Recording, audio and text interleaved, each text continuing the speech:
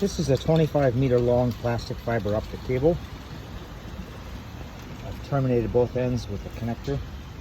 And on this one, I've added some PVC pipe. I sprayed the interior of the pipe with a metallic spray paint. And this is the same thing, but a short piece, and I purposely left the end off so people can see what it looks like. Normally I use a flashlight to illuminate the interior of the fiber optic cable to send Morse code messages, but I recently discovered I could use ordinary sunlight. In addition to sunlight, I can focus the sunlight with a magnifying glass to make the spot inside even brighter.